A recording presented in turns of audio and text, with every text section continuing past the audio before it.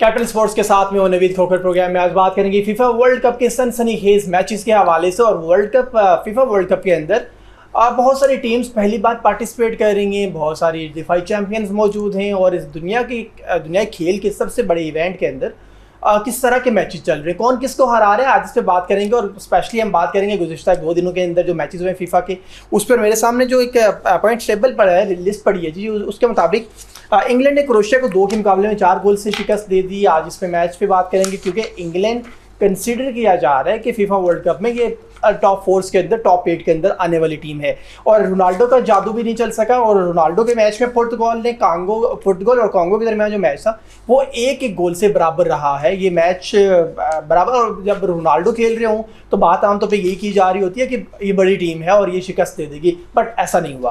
Colombia ने Uzbekistan को 1 के मुकाबले में 3 गोल से शिकस्त दे दी। और फीफा वर्ल्ड कप के में एक और मैच हुआ और जो हुआ घाना और पैनामा के दरमियान, और मैच के आखिरी लम्हात में घाना ने पैनामा को 1-0 से शिकस्त दे दी है। इसमें मजीद बात करेंगे, अर्जेंटीना ने अलजायर को 3-0 से हरा दिया। इसके अंदर मेसी खेल रहे थे और मेसी खेल रहे हैं और फिर वो उनका जो सारा बैकग्राउंड है और जिस तरह की वो टीम है अर्जेंटीना की, उन्होंने अलजायर को शिकस्त दी। नॉर्वे ने इराक को 1 के मुकाबले में 4 गोल से शिकस्त दे दी। और सनसनीखेज मैच में फ्रांस ने सेनेगाल को 1 के मुकाबले में 3 गोल से शिकस्त दे दी। बड़ा ज़बरदस्त किस्म का ये मैच था, इसमें भी बात करेंगे। और स्पेन ने पहली मरतबा फीफा वर्ल्ड कप खेलने वाली जो टीम है और कैप वर्डी है, जो ये अफ्रीका की टीम है और बड़ा छोटा सा, और ये कुछ जज़ायर के ऊपर मुश्तमिल एक मुल्क है, और ये वो उसकी टीम थी और इनका क्या कमाल का मैच था। और स्पेन है जो वो बगैर किसी गोल के ये मैच बराबर रहा। और स्पेशली हम बात ज़रूर करेंगे उस गोल कीपर के हवाले से, 40 साल गोल कीपर हैं जो उन्होंने 7 मुश्किल जो गोल हैं वो बचाए हैं और वो हीरो बने हुए उस मैच के बाद लेके। बट स्पेन को भी कंसिडर किया जा रहा है कि ये फाइनलिस्ट टीम है। अगर फाइनलिस्ट टीम स्पेन ने कैप वर्डी को के खिलाफ एक गोल भी नहीं किया तो स्पेन की सूरत हाल क्या होगी, आज इस पर बात करेंगे। और स्पेशली बात करेंगे ट्यूनिस ने पहले मैच में शिकस्त के बाद अपने कोच को बरतरफ कर दिया। सूडान के खिलाफ उनका ये मैच था और आई थिंक 4-0 से या 4-1 से शिकस्त हुई थी और बड़े वो हाइपर हुए, उन्होंने कोच को बरतरफ कर दिया। मेन वाइल अगला मैच उनका जापान के खिलाफ है और उन्होंने फ्रांसीसी ही कोच है एक हायर कर लिया है, इस पर भी बात करेंगे। और अमरीकी हुकाम की हरदर्मी जो बरकरार है, ईरान का जो मैच था न्यूजीलैंड के खिलाफ, वो मैच होने के बाद पहले तो मैच 2-2 से बराबर रहा। उसके बाद जब मैच खत्म हो गया तो फौरी तौर पर कहा गया कि ईरान की टीम फौरी तौर पर लॉस एंजलिस छोड़ के मैक्सिको वापस हो जाए। 4 से 5 घंटे उन्हें आने में लगे, लाइनों में लगे रहे और बहुत कुछ हुआ ईरान की टीम के साथ, प्रॉब्लम्स क्रिएट की गई, उस पर भी बात करेंगे। और ईरान का जो अगला मैच वो बेल्जियम के खिलाफ होना है पीर वाले दिन, लॉस एंजलिस में ही इसी ग्राउंड के अंदर वो खेला जाएगा। और फीफा वर्ल्ड कप के 4 मैचेस में 2,81,000 से ज़ायद जो तमाशाई हैं वो एक दिन में आए और ये वर्ल्ड रिकॉर्ड बना है। एक दिन में 2,83,000 से ज़ायद जो तमाशाई हैं इन 4 मैचेस के अंदर आए और ये 16 जून के वो मैचेस थे जिसके अंदर फीफा वर्ल्ड कप के अंदर इतनी बड़ी तादाद में तमाशाई मैच देखने के लिए आए। और फीफा वर्ल्ड कप में जापानियों ने जो अपनी जो रवायात हैं वो बरकरार रखी हैं और उनकी रवायात के मुताबिक उन्होंने पूरे स्टेडियम की सफाई की और सफाई करने के बाद वो वहाँ से गए। जापान का वो मैच था, उस पर भी थोड़ी सी बात कर लेंगे। आज बहुत सारी बातें हैं जो जुड़ी हुई हैं सिर्फ और सिर्फ फीफा वर्ल्ड कप से मुतल्लिक, उन पर बात करेंगे। हमारे साथ मौजूद हैं one and only colonel retired Mujahidullah Tareen sahab. और कर्नल साहब बेसिकली पाकिस्तान में वमेन फ़ुटबॉल को ले आने वाले, यहाँ पे वमेन फ़ुटबॉल को जगह देने वाले, उनके लिए स्टैंड करने वाले, उनको शुरू करने वाले मुजाहिद साहब थे। और साथ में सिर्फ इतना नहीं, पाकिस्तान फ़ुटबॉल टीम के कैप्टन भी रहे, फेडरेशन के भी अंदर रहे और जो एक कमेटी बनाई गई थी फीफा की तरफ से उसके भी ये पार्ट रहे। यानी कि कर्नल साहब ने अपने सारे टाइम के अंदर पाकिस्तान के फ़ुटबॉल की तमाम चीज़ें हैं जो वो देख ली हुई हैं। इनसे बात करेंगे पाकिस्तान के फ़ुटबॉल के हवाले से और स्पेशली फीफा वर्ल्ड कप के हवाले से, कौन कहाँ स्टैंड कर रहा है, कौन जीतेगा, कौन हारेगा, बहुत सारी बातें हो गई हैं। आप जरा चलेंगे कर्नल साहब, सर खुश आमदीद देते हैं आप। Thank you sir. FIFA world cup हो और फिर एनर्जी होती है, यकीनन हम में भी है, आप में भी एनर्जी होगी। और सर फीफा वर्ल्ड कप में बड़े अपसेट मुकाबले भी हो रहे हैं, बड़े सनसनी वाले मुकाबले हो रहे हैं। हम ज़रा कुछ और मैचेस पे भी बात करेंगे, बट हम थोड़ी सी पहले बात कर लेते हैं। एक मैच हुआ आज से 2-3 दिन पहले स्पेन का कैप वर्डी के खिलाफ, और वो टीम बड़ी छोटी सी टीम और चंद एक जज़ायर के ऊपर मुश्तमिल वो मुल्क है। उन्होंने तारीख में पहली बार पार्टिसिपेट किया। बट सर क्या कमाल का वो मैच था। हम और आप कंसिडर कर रहे थे, बल्कि पूरी दुनिया कंसिडर कर रहे थे कि स्पेन दुनिया में फ़ुटबॉल को लीड करेगा, टाइटल उठाएगा, बट फाइनलिस्ट रहेगा। सर उस टीम ने गोल भी नहीं करने दिया, इतने अटैम्प्ट किए गए, उनके गोलकीपर ने हिलने नहीं दिया स्पेन को। असल में स्पेन वेरी राइटली जो आपने कहा कि Spain is the best team और यूरोप की best team, you can say the best team of Europe countries के लिहाज से। और ज़ाहिर है वो बेस्ट टीम ऐसे नाम से तो नहीं हो जाती, उनकी परफॉर्मेंस पास में बड़ी अच्छी रही यूरोप के चैम्पियनशिप्स वगैरह में। और उनकी एक यंग टीम थी, एक्सपेक्टेड था कि वो अच्छा खेलेंगे, मतलब अच्छा इन द सेंस के डोमिनेट करके जीतेंगे। और फिर उनके मुकाबले में वो एक छोटा सा जजीरा था, उसमें पता नहीं 1.5-2 लाख की शायद उसकी पॉपुलेशन है, लेकिन वो जो उनकी डिटर्मिनेशन थी कैप वर्दे की, जिस तरीके से उन्होंने फ़ाइट किया ख़ासतौर पर उनके गोलकीपर का, वो उसका मतलब एक किस्म का एक पूरे वर्ल्ड कप के मैचेस का एक कहानी बन सकती है उस गोलकीपर के ऊपर कि उसने एक ऑल अराउंड, हालांकि बाकी टीम भी अच्छा खेली, इसमें बात वो नहीं है, दे फॉट वेरी वेल, जितनी भी पूरी टीम थी उन्होंने प्रॉपर फुटबॉल खेल के मैच ड्रॉ किया। ये नहीं कि वो बाद में होते हैं नेगेटिव टैक्टिक्स से टीमें खेलती हैं, टाइम वेस्टिंग करती हैं, फाउल करती हैं, नहीं, उन्होंने प्रॉपर फुटबॉल खेला है, अच्छा फुटबॉल खेला है। और लेकिन अपोनेंट टीम बहुत अच्छी थी और उस वजह से उनका जो है ना स्पेन का उनको ड्रॉ करना बहुत बड़ी बात है। और ख़ासतौर पर उनका goalkeeper, I would say the best goalkeeper of the world cup. 40 साल के हैं वो, बिल्कुल 40 साल के हैं। और उनका एक विजन था, उनके एक वो जैसे ख्वाब था, उस ख्वाब की तकमील के लिए उसने कितनी एफर्ट्स की।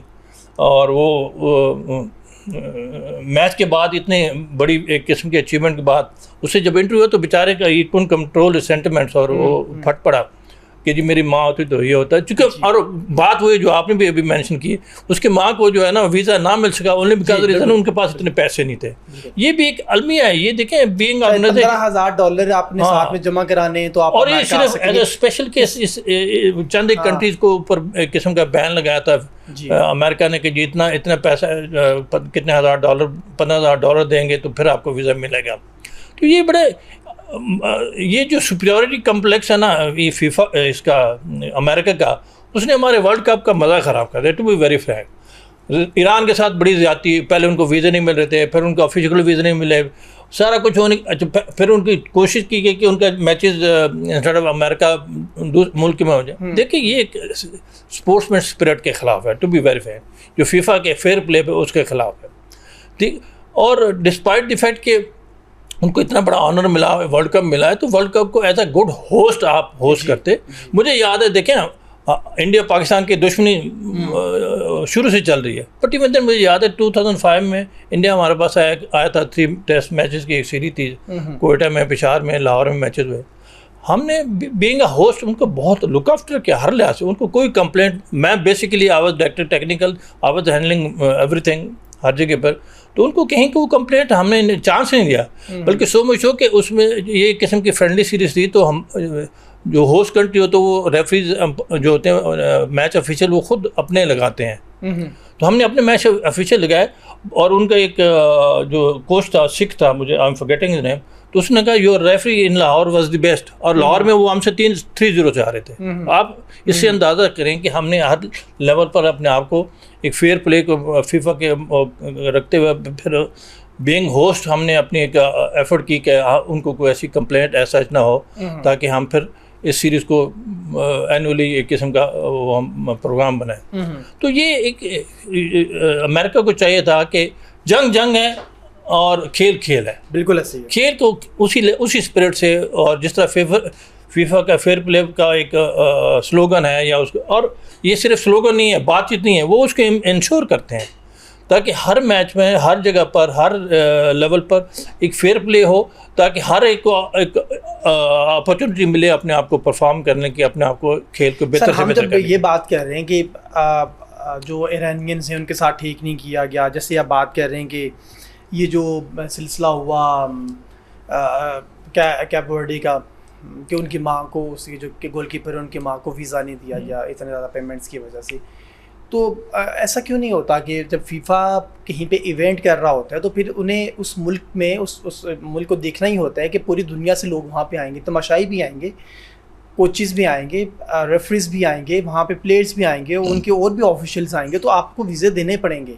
तो ऐसा क्यों नहीं होता फीफा की तरफ से ही कि जब आप किसी के साथ कोई कॉन्ट्रैक्ट साइन करते हैं, जैसे कि कनाडा के साथ हुआ, मैक्सिको के साथ, अमेरिका के साथ, तो उसमें ये चीज़ क्लियर की जाए कि नहीं, आपने कम से कम इससे रेलिवेंट लोगों को, फुटबॉल से रेलिवेंट लोगों को आपने वीज़े देने, और आप पाबंद हैं इस बात के। ये फीफा क्यों नहीं कर पाया? असल में फीफा के अपने लेवल के लिहाज से ठीक है, लेकिन जो सिक्योरिटी इश्यूज होते हैं ना, वो हर मुल्क का एक अपना एक सिस्टम कह लें, पॉलिसी कह लें, उसके मुताबिक हमें उसके मुताबिक चलना पड़ता है। मेरे ख्याल में ये मैचेस अगर किसी और मुल्क में होते, लेट्स से कनाडा में होते या मेक्सिको में, तो ये इशू बनता ही ना।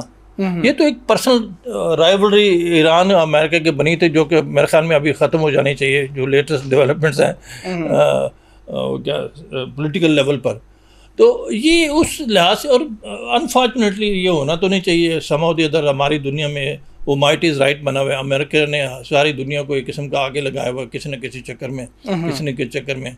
तो वो बस ये मिथ जो है अभी टूटनी चाहिए। मिथ देखें, फीफा ने, प्रेसिडेंट फीफा के जो हैं इन्फेंटिनो, वो वर्ल्ड कप से बहुत पहले आए। उन्होंने पर्सनली 2-3 मुलाकातें की प्रेसिडेंट ट्रम्प से, और उनके साथ डेफिनेटली ये सारी चीज़ें डिस्कस हुई होंगी कि we have to go all out to make it a successful event.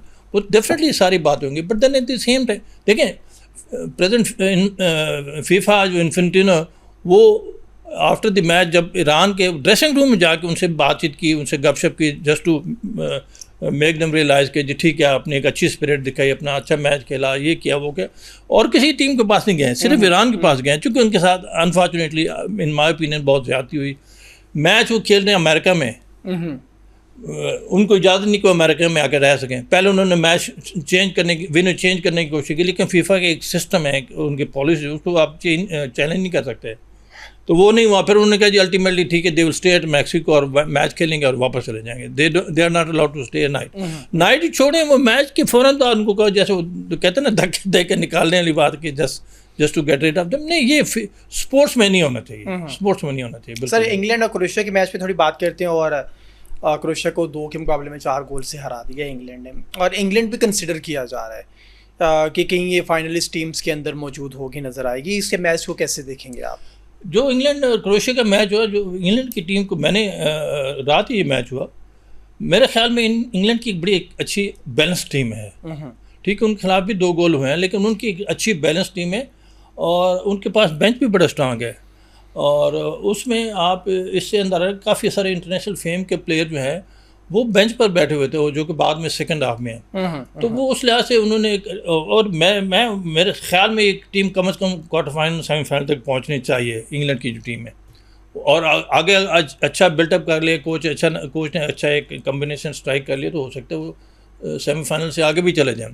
लेकिन इस वक्त इंग्लैंड की टीम ने इंप्रेसिव खेला, दैट टू अगेंस्ट क्रोएशिया एक मेरे ख्याल किसी वर्ल्ड कप में सेकंड भी आए थे।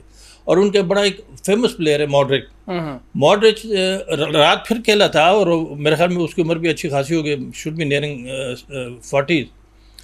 तो ठीक है, वो अपने टाइम पे बहुत अच्छा प्लेयर था। लेकिन अभी ये बात फुटबॉल जो है ना, वो सिर्फ एक्सपीरियंस कह लें या सिर्फ उस पुरानी फेम पर नहीं चलता, बड़ी मेहनत की बात। अभी तो एक किस्म का वो कहते हैं कि ऑल आउट फुटबॉल बन गया, all attack all defence. All attack आपने देखा होगा, 10 के 10 लड़के डिफेंस करते हैं, 10 फिर उनके 8-10 लड़के अटैक करते हैं। स्पेन वाले मैच में भी हमने देखा कि सारे के सारे डिफेंस पे लगे हुए थे, और सारे अटैक पे लगे हुए थे। और इसकी क्रोएशिया की टीम में अगर कोई बंदा अच्छा नहीं खेल रहा था, जो शुरू से, चूँकि मैं भी इस मॉडरेट का बड़ा एक फ़ैन रहा हूँ, बड़ा अच्छा इंटेलिजेंट है, बड़ा अच्छा स्कोरर भी है, स्कीमर बड़ा अच्छा है, असिस्ट बड़े अच्छे करते हैं। लेकिन कल फर्स्ट हाफ में कुछ भी नहीं कर सका। मैं एक्सपेक्ट कर रहा था इसको फर्स्ट हाफ में चेंज करेंगे, तो वो कोच ने चेंज नहीं किया। कोई बड़े प्लेयरों का एक नाम भी होता है, एक वजन भी होता है, शायद उस वजह से उसको नहीं किया, और फिर वो अल्टीमेटली मेरे ख्याल में 20 मिनट पहले उसको चेंज किया। लेकिन उस वक्त वो कहते हैं गेम उनके हाथ से निकल चुकी थी। लेकिन एक्सपेक्ट किया जाता है कि इंग्लैंड की टीम अगर क्रोएशिया के खिलाफ इतना अच्छा खेले, तो आगे भी वो अच्छा, उनसे उम्मीद की जा सकती है वो अच्छा खेलेंगे। अब तक जितनी टीमों ने खेला उसमें से इंग्लैंड मुझे इम्प्रेसिव नज़र आई है। इंग्लैंड इम्प्रेसिव नज़र आई, ठीक है। सर, पुर्तगाल और कॉन्गो का मैच 1-1 से बराबर रहा। भाई यहाँ पर भी पुर्तगाल को रेट किया जा रहा था रोनाल्डो की वजह से कि मे भी अच्छा स्कोर कर लेगी, बट नहीं, वो भी मैच 1-1 से बराबर रहा।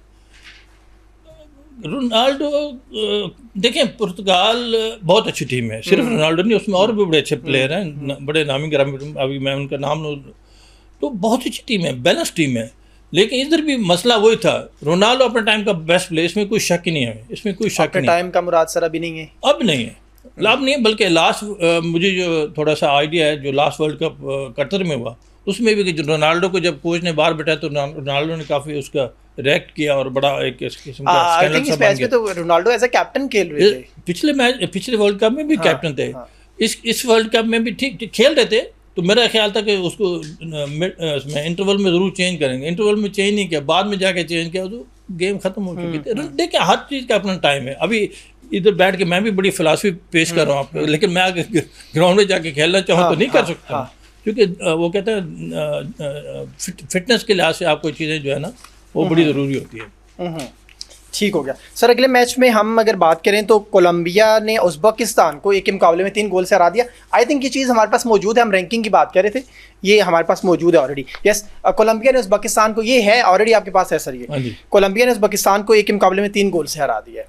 तो कोलंबिया वर्सेस उज़्बेकिस्तान, तो कैसे देखेंगे इस पे? कोलंबिया असल में देखा जाए तो कोलंबिया जो है ना ये भी बड़ी अच्छी टीमों में है। ये साउथ अमेरिकन टीम्स में से तीसरे चौथे नंबर पर आती है और कोलंबिया की हमेशा बड़ी बैलेंस टीम है। और इस टीम में भी उनके लुइस एक प्लेयर हैं और एक रोड्रिगो प्लेयर हैं, बड़े अच्छे प्लेयर हैं और इनकी हमेशा बड़ी बैलेंस टीम है। तो मुझे अच्छा बहुत पुरानी बात है ये, कोलंबिया किसी वर्ल्ड कप में मुझे याद नहीं पड़ता कहीं पर इनका मैच था किसी टीम से, तो उस कोलंबिया के एक डिफेंडर ने सेल्फ गोल कर लिया। सेल्फ गोल करने से वो कोलंबिया एज अ नेशन इतने उससे नाराज़ हुई कि वो जब वापस गया उधर कोलंबिया में तो उसको मर्डर कर दिया उन्होंने। ये एक बड़ा फेमस वाक़या है। तो वो इतने स्पिरिटेड हैं अपनी टीम के लिए, फुटबॉल के लिए, कि वो इतने भी जब ज़ाहिर है उनका। और इस वर्ल्ड कप की सबसे अच्छी बात जो मैंने देखी ना कि एक तो अटेंडेंस बहुत ज़्यादा है, तकरीबन स्टेडियम फुल होते हैं और फिर अपनी टीम को बैकअप करने के लिए, सपोर्ट करने के भी होते हैं।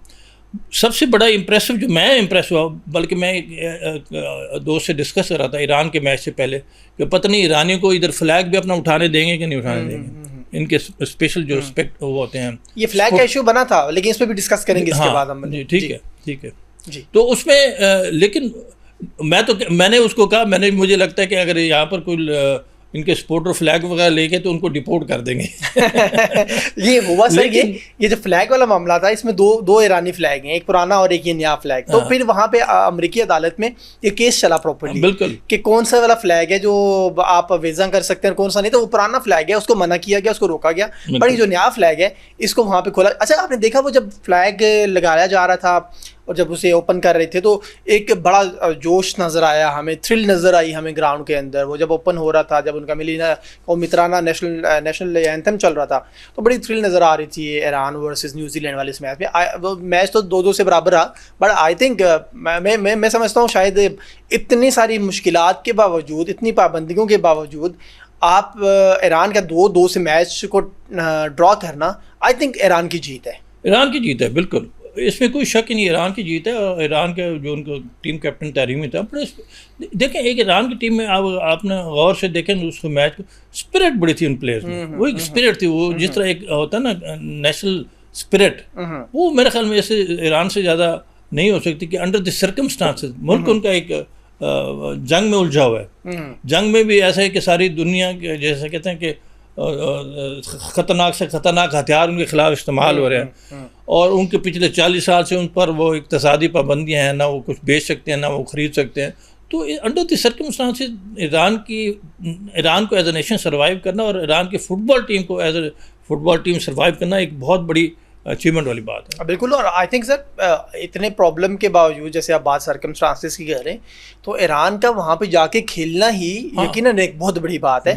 और वहाँ पे आप बगैर किसी इतने कॉन्फिडेंस के साथ आप खेलते हैं और फिर आप इतनी बड़ी टीम को, न्यूजीलैंडर्स को आप 2-2 से वो कहते हैं मैच बराबर करते हैं। अगले मैच में सर गोल में हम घाना और पैनामा की बात करते हैं, तो 1-0 से घाना ने पैनामा को हरा दिया है। घाना आप अफ्रीकन कंट्री और पैनामा एक यूरोपियन कंट्री। हमने देखा यहाँ पे बहुत सारे matches African versus European sides होते हैं, बट यूरोप की तो ये गेम है पूरी दुनिया में। यूरोप की वजह से तो इसको चार्म लगा हुआ है, यूरोप की वजह से तो ये एक और भी वैसे आजकल डिबेट चल रही है कि क्यों यूरोप की इतनी ज़्यादा टीम्स इसमें पार्टिसिपेट करती हैं और एशिया इतना बड़ा जो खित्ता है उसमें उसकी टीम्स कम क्यों इसमें पार्टिसिपेट। चाइना बाहर है, रशिया पे आपने पाबंदी लगाई हुई है, पाकिस्तान 25 करोड़, बांग्लादेश 24 करोड़, इंडिया इटसेल्फ 1.5 अरब।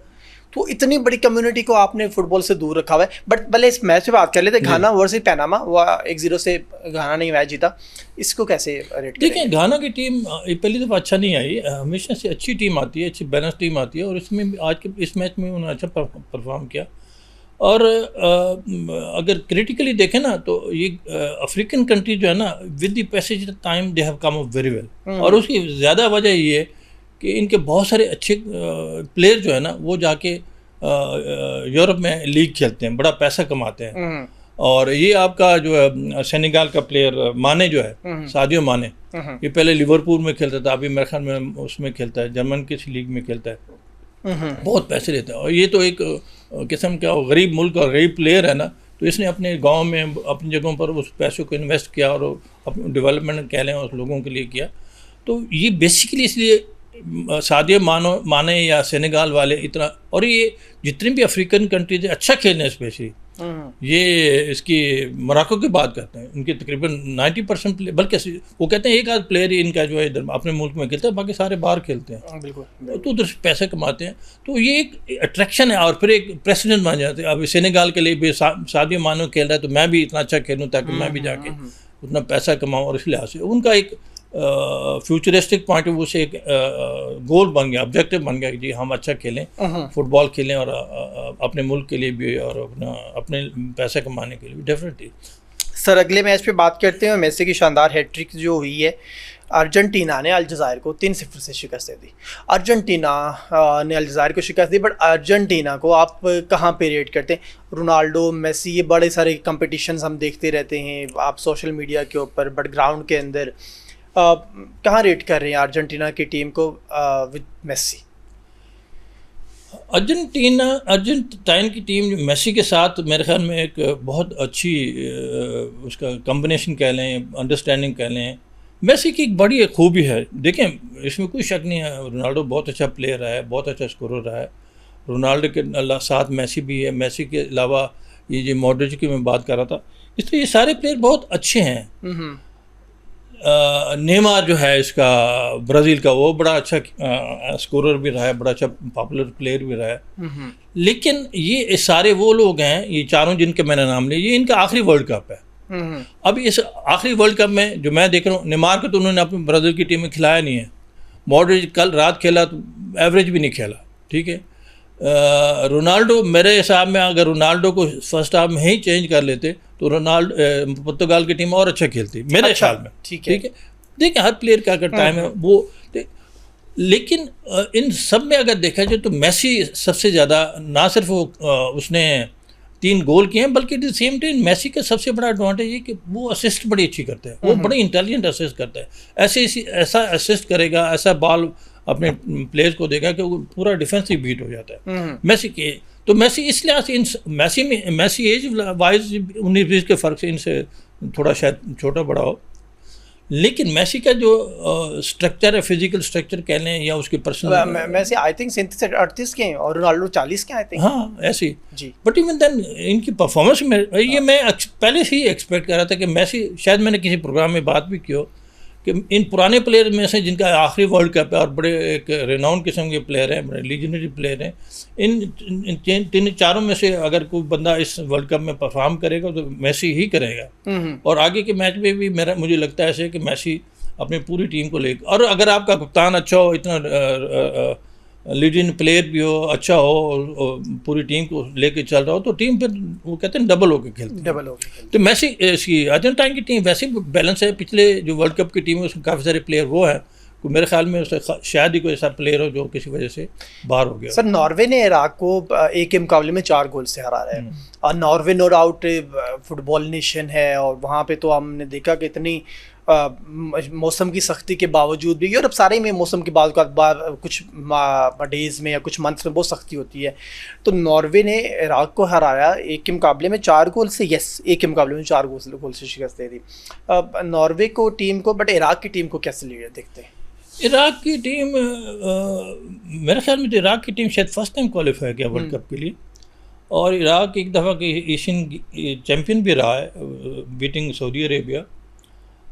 लेकिन इराक देखिए वो जब से वो इराक वाली जंग, पहले इराक ईरान की जंग होती रही, फिर वो इराक अमेरिका ने इराक को बड़ा मारा, Iraq Kuwait, Iraq Iran, Iraq America, वो उस वजह से वो जब मुल्क तबाह हो गया ना एक किस्म का, तो ज़ाहिर है वो चीज़ें इफेक्ट भी होती हैं, वो चीज़ें उस लिहाज से नहीं डेवलप हो सकी।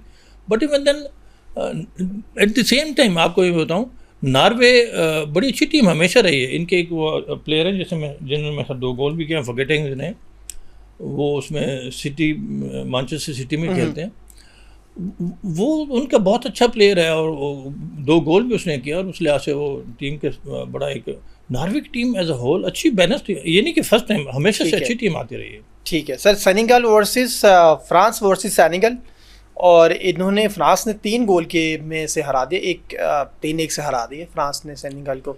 और फ्रांस को भी आप कंसिडर कर रहे हैं फाइनलिस्ट टीम्स के अंदर, टॉप 4 के अंदर, टॉप 8 के अंदर।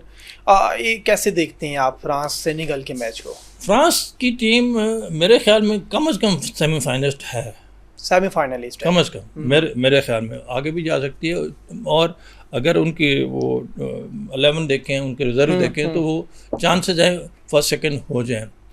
और उसकी टीम के सबसे बड़ा जो इम्पोर्टेंट प्लेयर एम्बाबे है, जो इस मैच में मेरे ख्याल उसने 2 गोल किए हैं, बड़ा अच्छा खेला है, still young you can say. पिछले वर्ल्ड कप में भी वो बहुत अच्छा खेला था। अगर फ्रांस की टीम वर्ल्ड कप के फाइनल तक गई और फाइनल में भी वो पेनल्टी किक्स पर जाके आ रहे।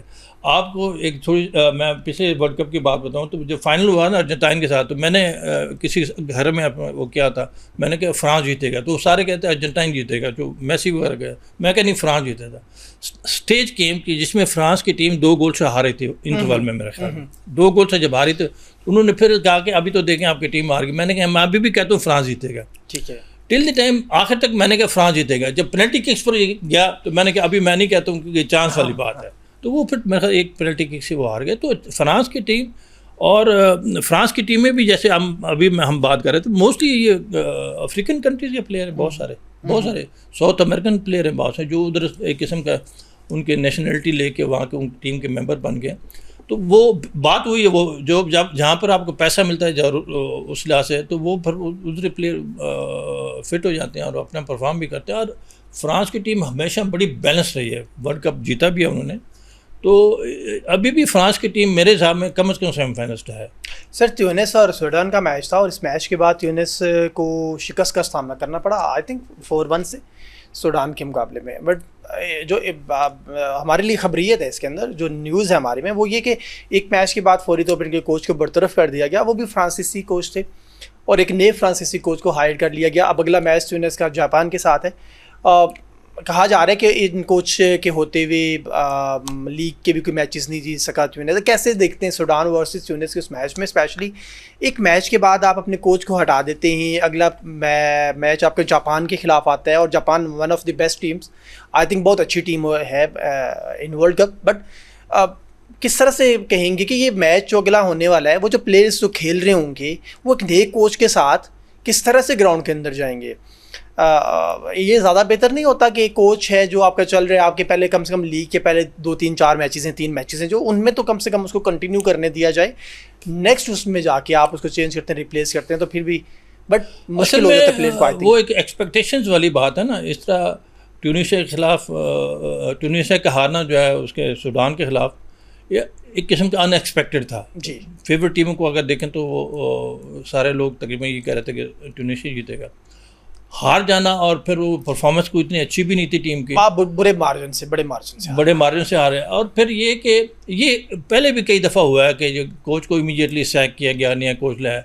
अभी ये मैं कहता हूँ, वो फुटबॉल की ज़बान में हम कहते हैं कि एक जुआ है कि उससे तो हम हार गए, अभी हमें कोई इतनी होश नहीं कि हम आगे करें, चलो नए बंदे को लाएं, हो सकता है कोई दाव चल जाए। तो कोच, अगर मुझे नहीं पता है कौन सा कोच है और उसका क्या एक्सपीरियंस है, क्या पास है, क्या अचीवमेंट्स है, हो सकता है कि नया कोच आगे नई रूप फूंक दे, वो डिपेंड करता है। मैं सर सवाल ये करना चाह रहा हूँ, क्योंकि आप एज अ प्लेयर भी खेलते रहे, तो मुश्किल नहीं होता कि एक मैच में आपके साथ कोच कोई और था, उसकी प्लानिंग कुछ और थी, हिकमत अमली सब कुछ उसका डिफरेंट था, अगले ही मैच में आप, और इतने बड़े इवेंट पे जिसके लिए पूरी दुनिया पूरी ज़िंदगी तैयारी करती है, अब सारी टीम्स पूरी ज़िंदगी तैयारी कर रहे होते हैं कि हमने फीफा वर्ल्ड कप खेलना है, उस वर्ल्ड कप में आके अगले मैच में आपका नया कोच आ जाता है, नई पॉलिसीज़ आ जाती हैं, तो प्लेयर्स के लिए थोड़ा मुश्किल नहीं हो जाता? नहीं, मुश्किल तो बड़ा है, ऐसी कोई बात नहीं। लेकिन मैंने देखा अच्छा, अगर कोच अच्छा है ना वो then he can handle team. आपने मैंने जो प्रीमियर लीग होती है इंग्लैंड की, उसमें कई जगह कई ऐसे हुआ कि उनको कोच को मिड ऑफ द कंपटीशन में उसको चेंज किया और फिर उस लेकिन वहाँ पर वो जो कहना चाहिए ज़्यादा मैचेस होते हैं, इट टेक्स टाइम। तो इस तरह की चीज़ें होती रहती हैं। अभी वजह तो अपरेंट ये लगती है कि उसकी परफॉर्मेंस थी तो उसको सह कर दिया, तो अगर उसकी परफॉर्मेंस को एक मैच से तो नहीं देखी जा सकती ना जी। लेकिन अगर वो पहले से परफॉर्म अच्छी नहीं कर रहा था तो उसको फिर वर्ल्ड कप में ले आना नहीं चाहिए था, लेकिन आ गया तो फिर उसको शुड हैव कंटिन्यूड। लेकिन ये वही बात है जो उन्होंने खेला, लेट्स सी अभी इस पर कितना। सर अब मेरे पास कुछ मैचेस हैं जो कल को लेके हैं। यस, गुज़श्ता मैचेस तो हमने ऑलमोस्ट सारे डिस्कस कर लिए। हमने ब्राज़ील मोरक्को को इतना ब्राज़ील मोरक्को, हाँ ब्राज़ील मोरक्को का एक्सपेक्टेड जो था बड़ा अच्छा मैच हुआ, बहुत ही अच्छा मैच है मेरे ख्याल में। और एक जैसे कहते हैं neck to neck throughout the match उसमें क्या इसमें भी मेरे ख्याल में इसको ब्राज़ील को जीतना चाहिए था, लेकिन मोरक्को इस वक्त भी मैं ये कहूँगा मोरक्को की टीम भी कम से कम सेमीफाइनलिस्ट है। कोई तगड़ी टीम रास्ते में टक्कर जाए मैं नहीं कह सकता, लेकिन Morocco is they have played the best. और उनका एक यंगस्टर टाइप मिडफील्ड प्लेयर है, क्या क्लास वो खेला है, 18 साल की मेरे ख्याल उसकी उम्र है। हर जगह वो नज़र आया, हर मूव में नज़र आया, हर डिफेंस में नज़र आया। बल्कि कई जगह पर ऐसे है कि अपने पेनल्टी एरिया में भी आके मिडफील्ड खेलते हैं, अटैकिंग मिडफील्ड टाइप पर, अपने पेनल्टी एरिया में आके उसने बॉल क्लियर किया है, गोल बचाए हैं और हर अटैक में वो शामिल था। तो वो एक जैसे कहना कि फ्यूचर के बेस्ट प्लेयर नज़र आ रहा है।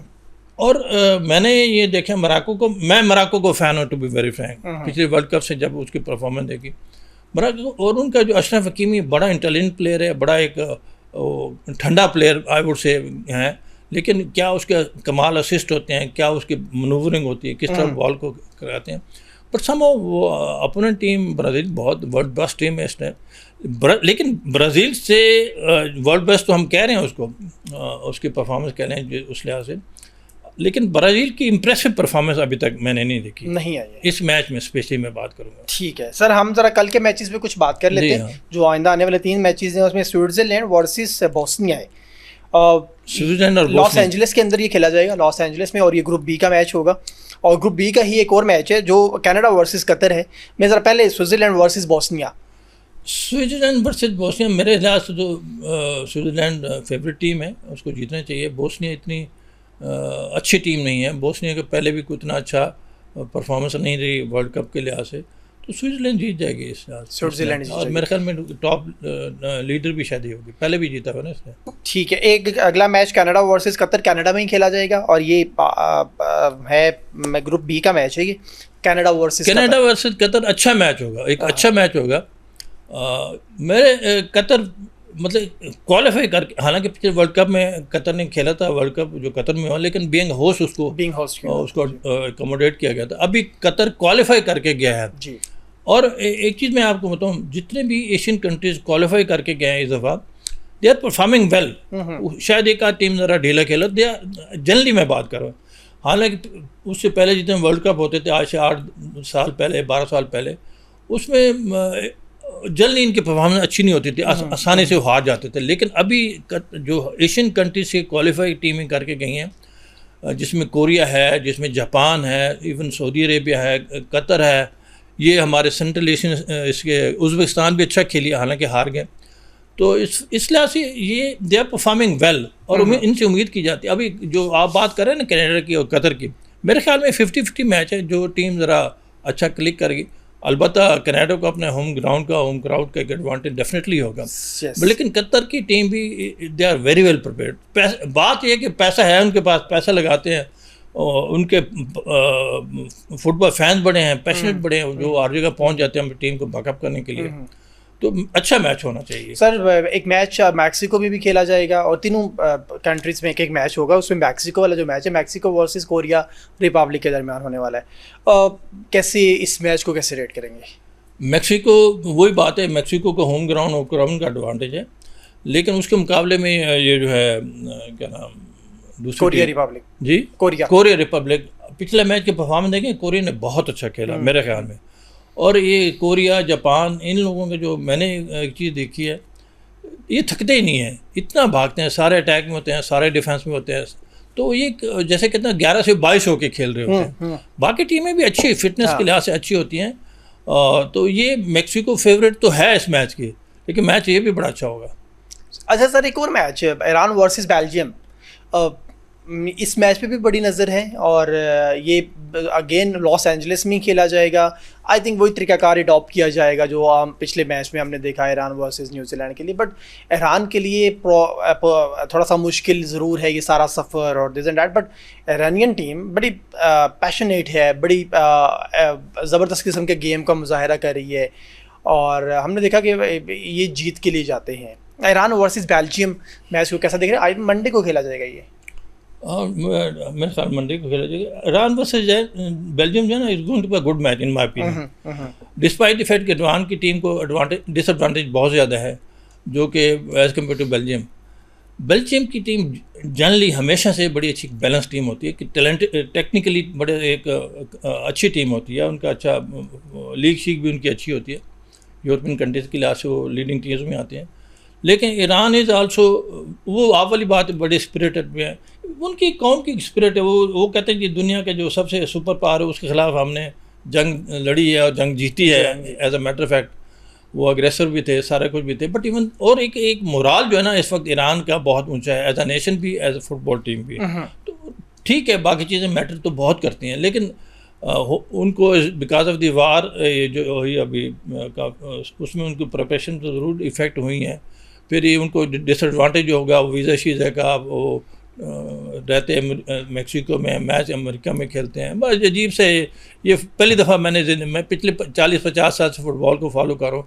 अनफॉर्चुनेटली चीज़ें नहीं होनी चाहिए, अच्छा फीफा के अंदर स्पोर्ट्स में नहीं होनी चाहिए, स्पेशली बिल्कुल फुटबॉल में तो होनी नहीं चाहिए, क्योंकि फुटबॉल की ऑर्गेनाइजेशन फीफा जो है ना, they are the best in the world, they are the best in the world. वैसे तो ओलंपिक एसोसिएशन ये भी, they are the best in the world. ये सिर्फ बातों में नहीं है, ऑर्गेनाइजेशन में है, सिस्टम में है, पॉलिसीज़ में है।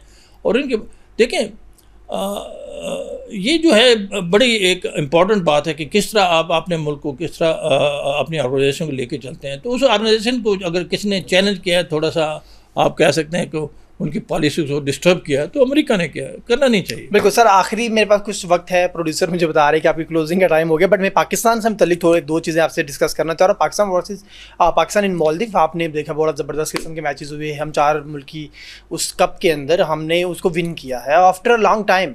एक उस पर ज़रा बात, सेकंड वन, पाकिस्तान अभी रिसेंटली गया हुआ था खेलने के लिए मिडिल एशिया, अज़रबैजान, यस, और उसमें आई थिंक पाकिस्तान अंडर-20 की टीम थी, 1-0 से पाकिस्तान में मैच आ रहा। ज़रा शॉर्टली कमेंट कीजिएगा। मैं असल में ये जो हमारी 4 नेशन टीम जो गोल्डन जुबली उनकी सेरेमनीज थी मालदीव को, वहाँ पर गई टीम, हमारी टीम ने अच्छा परफॉर्म किया। 4 मैच खेले और चारों हमने जीते हैं।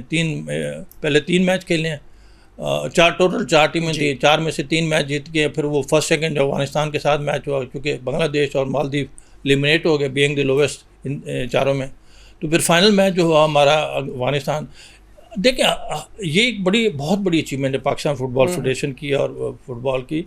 Specially credit goes to Mohsin Gilani president. Definitely अगर डिस्क्रेडिट हम उनको कई बातों में देते तो ये उनका बहुत बड़ा क्रेडिट है कि इंटरनेशनल लेवल पर जितनी टीमों ने हमारा पार्टिसिपेट किया है ड्यूरिंग दिस लास्ट 1 ईयर, ये अनप्रेसिडेंटेड है। मैंने कभी सुना नहीं था, साल में 1-2 कंपटीशन हम खेल के फारिग हो जाते थे। पता अभी तो इतने कंपटीशन हुए कि मुझे याद ही नहीं है कि फलां टीम की, किर्गिस्तान की, तुर्कमेनिस्तान की। आई थिंक एक साल हुआ। ये बहुत अच्छी। और हमारा फर्स्ट टाइम हमने यूरोप के फीफा की कंपटीशन में हिस्सा लिया। For the first time Europe टीमों के खिलाफ हमने खेले। ये बहुत बड़ी बात है। इससे टीमों के बिल्डअप होने का बड़ा अच्छा है।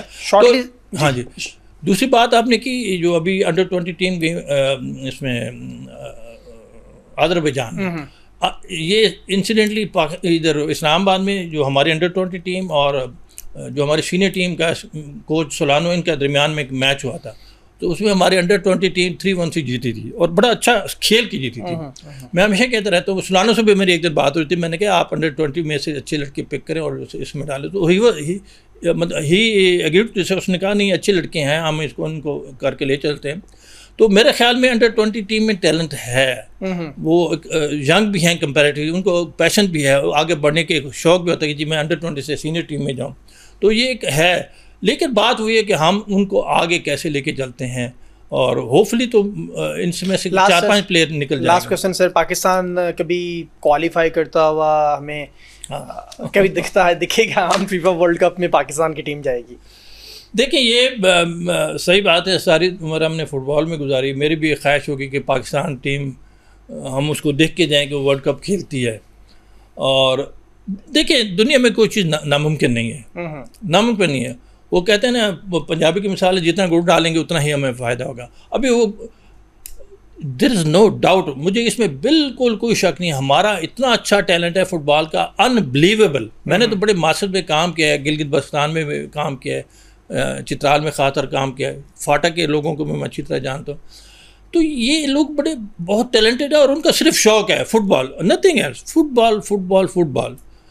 चित्राल जो है वो एक रिवर चित्राल के इर्द गिर्द दोनों साइड पर उनकी पॉपुलेशन है, शाम को सारे बूढ़े बच्चे सारे उसमें चित्राल के रिवर के ऊपर आ जाते हैं और खेलते हैं फुटबॉल।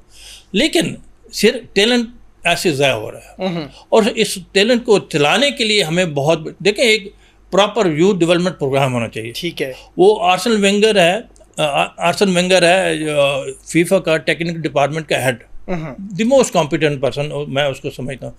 मैं अगले दिन उसका एक इंटरव्यू सुन रहा था, तो वो कह रहे थे कि अगर आपने किसी प्लेयर को फुटबॉल प्लेयर बनाना है, अच्छा फुटबॉल प्लेयर बनाना है किसी को, तो उसको अंडर 14 से पहले उसको टेक्निकल एबिलिटीज को इम्प्रूव करें, उस पर आप काम करें ताकि अंडर 14 साल तक पहुंचने तक वो एक अच्छा फुटबॉल प्लेयर बन जाए। ठीक है, अगर वो 14 साल तक अच्छा फुटबॉल नहीं बन सकता है तो फिर उसको फुटबॉल छोड़ देनी चाहिए, छोड़ देते। तो हम तो 14 साल के बच्चों को देखते नहीं है। हाँ नहीं सर, हम 14 साल के बच्चों को बाद में ग्राउंड में लेके आ रहे होते हैं। मैं वही कहता हूँ, मुझे तो इंसिडेंटली एक शौक है यूथ पर काम करने का, तो उस पर काम करने के लिए मैं चित्राल भी गया, गिलगित गया, फाटा में भी गया और नोशकी में गया, ये जिधर से अभी हमारा शायद दोस्त। सर वक्त मेरे पास कम है तो आप बहुत सारी चीज़ें डिस्कस नहीं कर सके, लेकिन हम डिस्कशन में ये चीज़ें रखेंगे इंशाल्लाह अगले शो में भी। नाज़रीन, बात कर रहे थे आज फीफा वर्ल्ड कप के हवाले से, और कुछ चीज़ें हैं मजीद भी डिस्कशन वाली, लेकिन यहाँ वक्त तो ब्रेक का, ब्रेक से वापस आएंगे तो एक डोमेस्टिक प्लेयर हमारे साथ मौजूद होंगे, एला खान।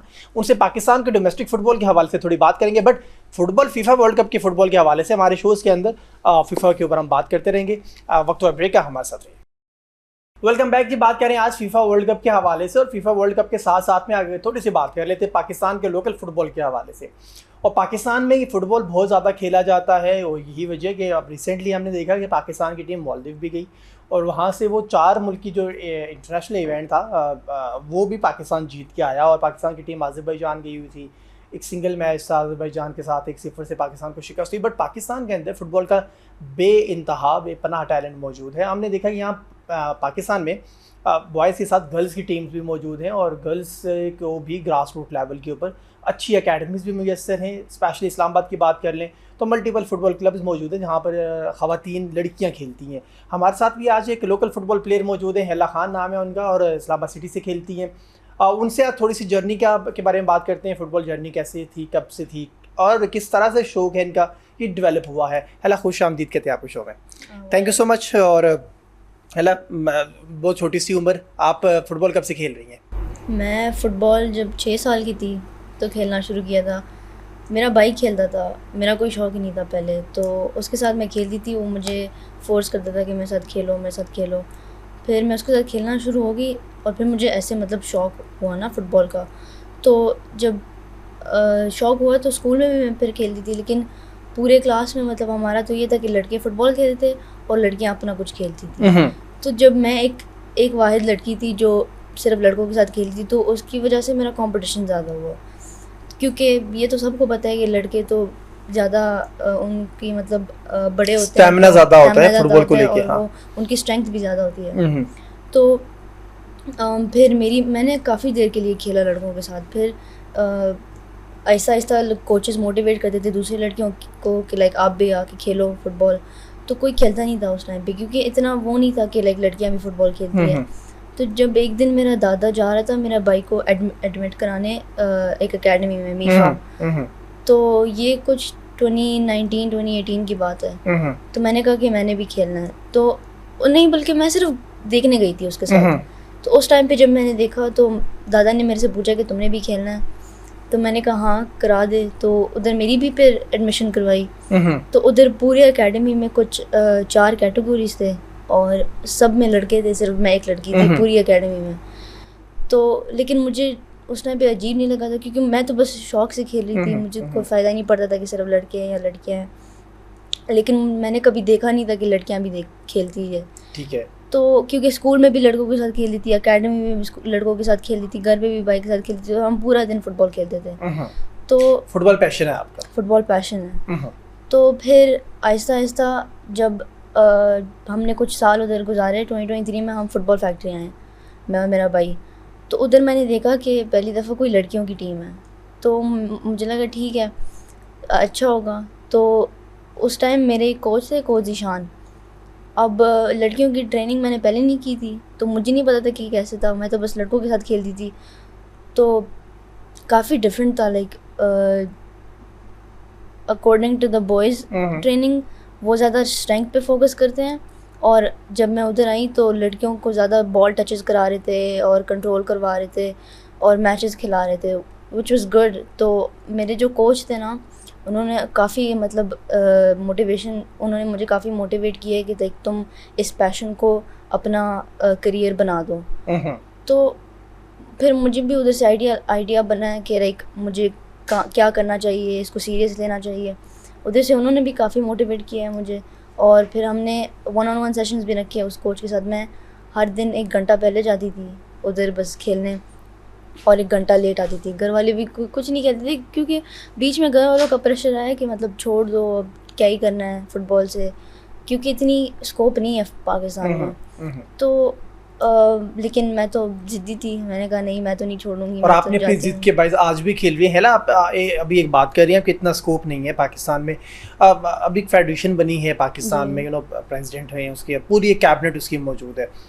अब कहीं पे स्कोप दिखता है? अब पाकिस्तान की टीम्स बाहर जाती हैं, वमेंस भी गई हुई थी, तो आपको लगता है कि जो चीज़ आपने जिस पैशन के साथ आपने शुरू किया, और जैसे आपके कोच ने आपको कहा कि इसको आप अपनी ज़िंदगी का हिस्सा बना लें, आप इसको एज आ प्रोफेशन ले लें, तो अब कहीं ज़हन में आती है बात कि नहीं एज आ प्रोफेशन आप इसको लेके चल सकती हैं? अब तो बहुत स्कोप नज़र आ रहा है, क्योंकि अब तो हम ऑलमोस्ट वर ट्राइंग कि हम एवरी चैम्पियनशिप पे जाएँ, एवरी टूर्नामेंट पे जाएँ, और ये अच्छी बात है क्योंकि इससे हमारे प्लेयर्स को एक्सपोजर मिल रहा है, ठीक है। और ऊपर से ऐसे टूर्नामेंट्स पे जब पहले हमारे मैचेस होते थे पाकिस्तान में, तो प्लेयर्स बाहर से आते थे और वो कोऑर्डिनेट ही नहीं कर पाते थे, क्योंकि वो 1 महीने पहले मैचेस के लिए ट्रेन करते थे। और अब ऐसे अगर हम बहुत ज़्यादा टूर्नामेंट्स खेल रहे हैं तो वो आपस में एक दूसरे से भी कोऑर्डिनेट कर सकते हैं, और इसलिए छोटे बच्चों के लिए भी स्कोप बन रही है कि मतलब वो आगे जाके टीम में खेलना चाहते हैं। मतलब ज़्यादातर लोग फुटबॉल खेल रहे हैं और पाकिस्तान से बाहर जा रहे हैं ताकि उनका कुछ बने। अब लोग खेल रहे हैं ताकि वो टीम में हो जाए, पाकिस्तान की टीम में, क्योंकि अब इधर स्कोप बन रहा है। हम चैम्पियनशिप्स खेल रहे हैं, टूर्नामेंट्स खेल रहे हैं। उस दिन पाकिस्तान 70 ईयर्स के बाद एक चैम्पियनशिप जीती है टूर्नामेंट, और ये तो बहुत अच्छी बात है। मालदीव में जो जीते हैं, बांग्लादेश, अफगानिस्तान, मालदीव खुद से मौजूद था वहाँ पे। ओके, हेला कौन कौन से इवेंट्स आपने खेले हैं अभी तक जो नेशनल इवेंट्स हों, और तैयारी किसके लिए है? मैंने तो अभी तक इस्लामाबाद के लिए खेला था, इस्लामाबाद की तरफ से प्रोविंशियल गेम्स में, कायद-ए-आज़म 2024 में, और बहुत अच्छा था। मुझे लगता है प्लेयर्स के लिए बहुत अच्छा इस्लामाबाद की टीम आई थिंक जीती थी उसमें। जी, इस्लामाबाद की टीम जीती थी। तो मैं तो कहती हूँ एक्सपोजर के लिए तो वो बहुत अच्छा था, क्योंकि मतलब वो अंडर 23 था ना, तो बट एक चीज़ है कि उसके लिए ट्रायल्स नहीं रखे थे इस्लामाबाद की टीम के लिए, इतना जो मुझे पता है। उसके बस जो बेस्ट क्लब्स थी उनसे लड़कियां पिक कर गई थी। तो मुझे लगता है कि ट्रायल्स रखने चाहिए ऐसे टूर्नामेंट्स के लिए। क्योंकि जो और लड़कियां हैं जो अच्छा खेलती हैं, जो पैशन से खेलती हैं, उनको भी एक चांस देना चाहिए खेलने का। ऐसे तो ये तो इनजस्टिस हो जाएगा ना कि लाइक अच्छा ये अच्छा क्लब है तो इससे लड़कियां ले लो, ये अच्छा क्लब है तो इससे लड़कियां ले लो। जो लड़कियां क्लब्स में नहीं और वो खेलना चाहती है, चाहे अफोर्ड ना कर पाए, ताकि इसलिए वो क्लब में नहीं जा सकते, तो इसलिए उनको भी चांस देना चाहिए। बिल्कुल चांस देना चाहिए। कौन सी पोजीशन है आपकी गेम में? मेरी बहुत मतलब मैं खेल हर पोजीशन लेती हूँ, लेकिन मेरा मेन जो है वो लेफ्ट विंग है या राइट विंग। लेफ्ट विंग और राइट विंग, ओके। अच्छा हेला, क्या प्लानिंग क्या है फुटबॉल को लेके इन फ्यूचर?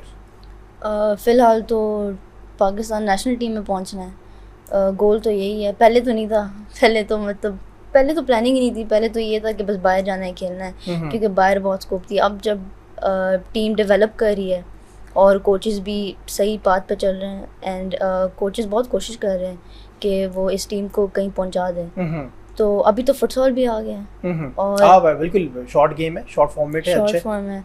तो अभी तो दो ऑप्शंस है, फुटसॉल भी है और फुटबॉल भी है, and they not both very similar, but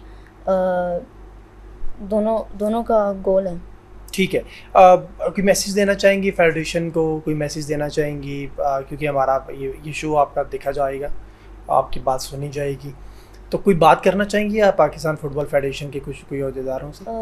actually कुछ देर पहले अंडर-17 के ट्रायल्स हुए थे ना पाकिस्तान नेशनल टीम के लिए, और उनमें आधा से ज़्यादा लोग अंडर-17 थे ही नहीं, बड़े थे, और उनको फिर चूज़ किया गया था। क्यों?